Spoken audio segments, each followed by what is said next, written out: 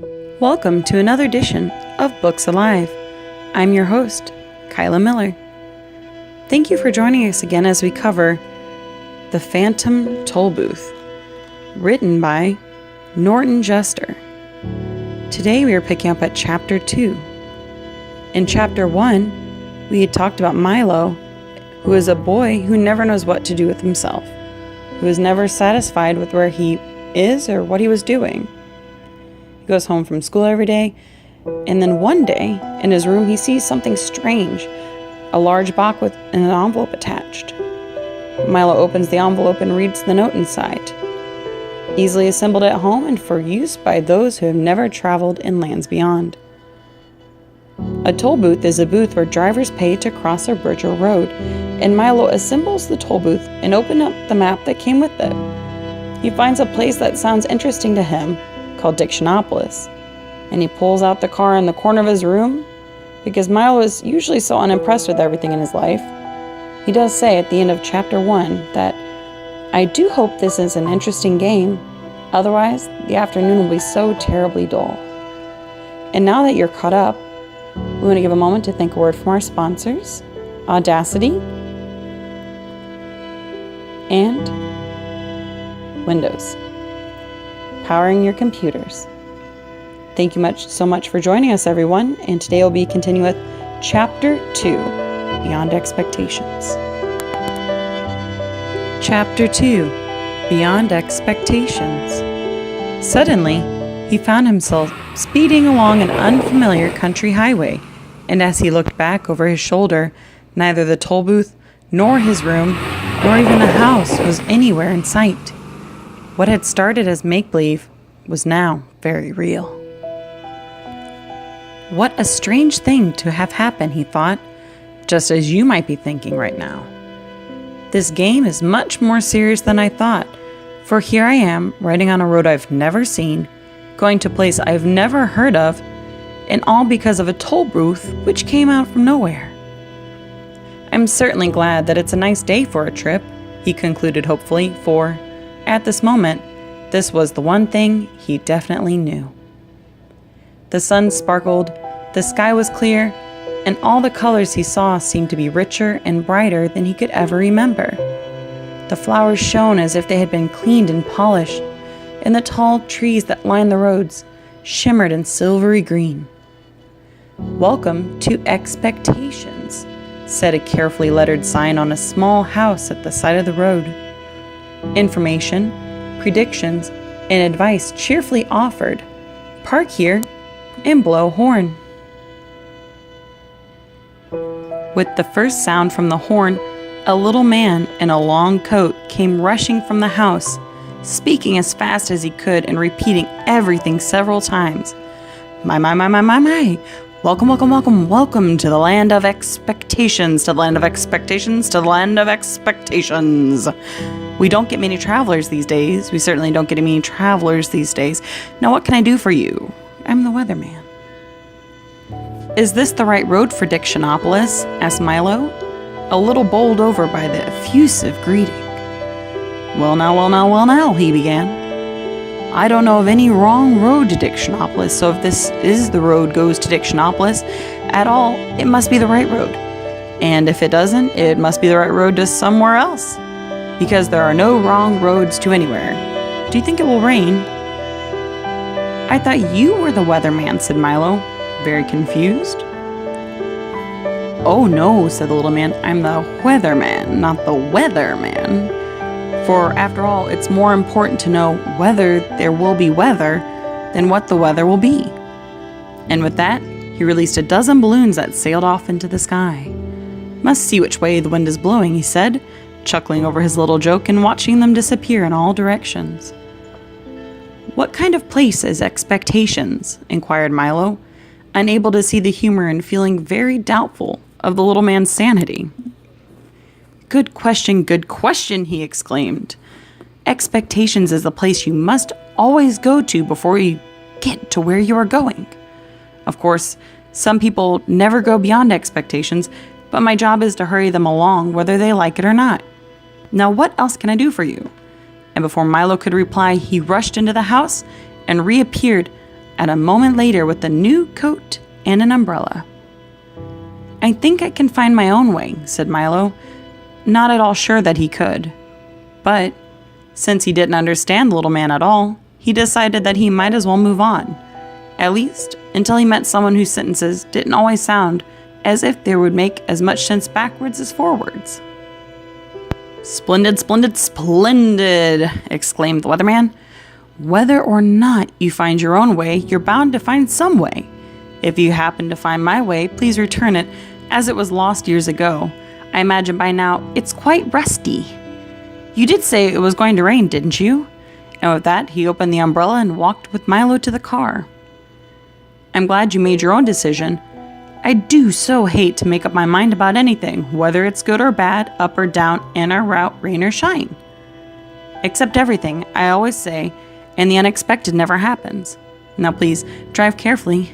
Goodbye, goodbye, goodbye, good." His last goodbye was drowned out by an enormous clap of thunder as Milo drove down the road. In the bright sunshine, he could see the weatherman standing in the middle of a fierce cloudburst that seemed to be only raining on him. The road dipped now into a broad green valley and stretched toward the horizon. The little car bounced along the way with very little effort, and Milo had hardly to touch the accelerator to go as fast as he wanted. He was glad to be on his way again.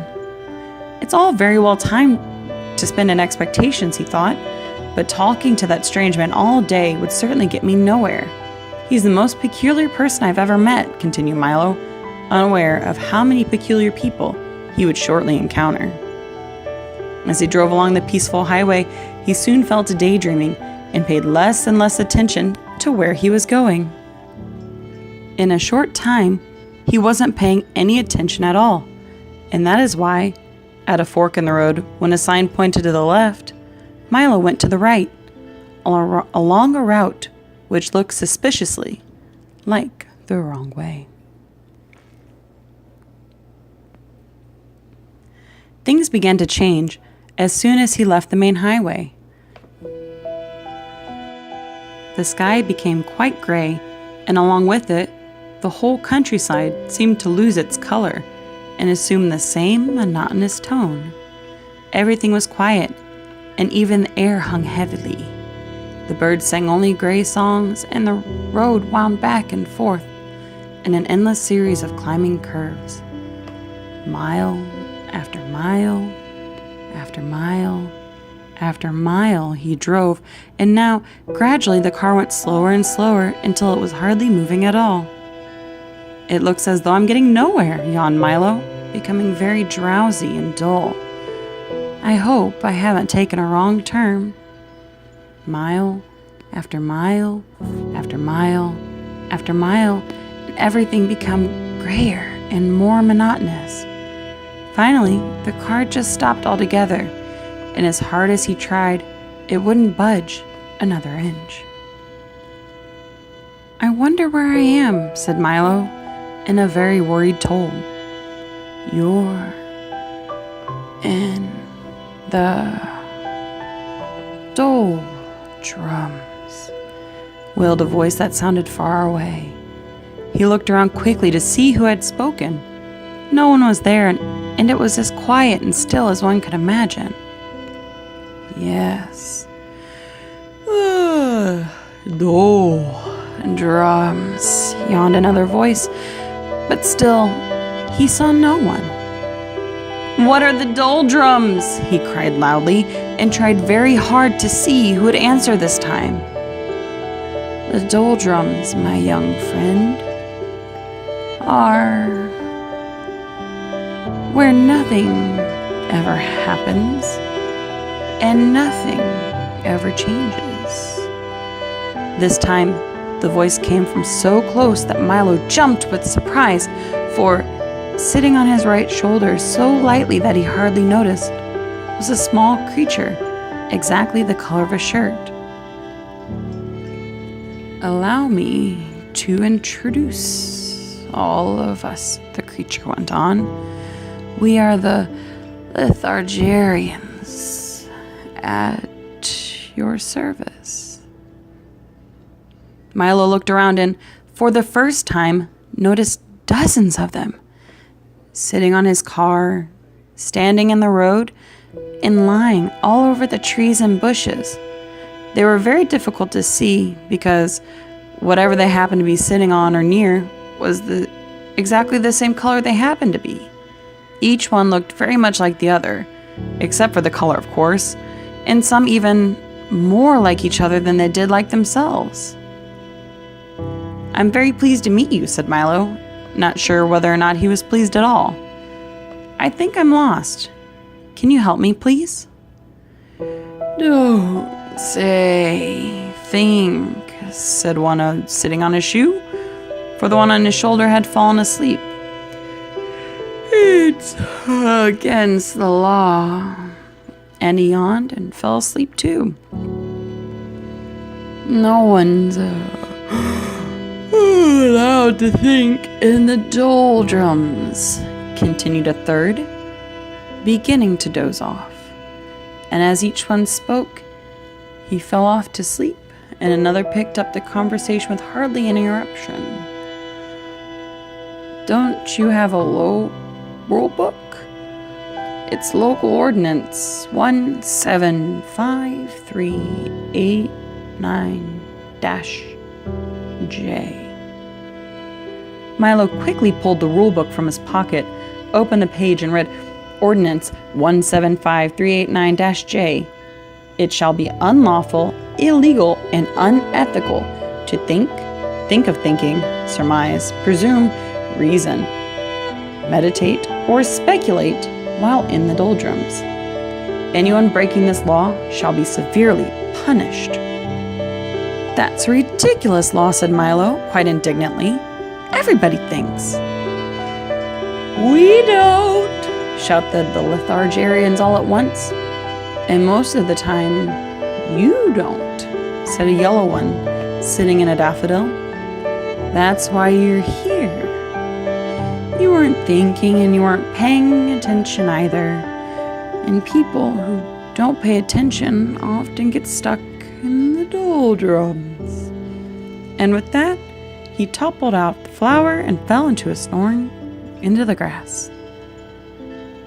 Milo couldn't help laughing at the little creature's strange behavior, even though he knew it might be rude.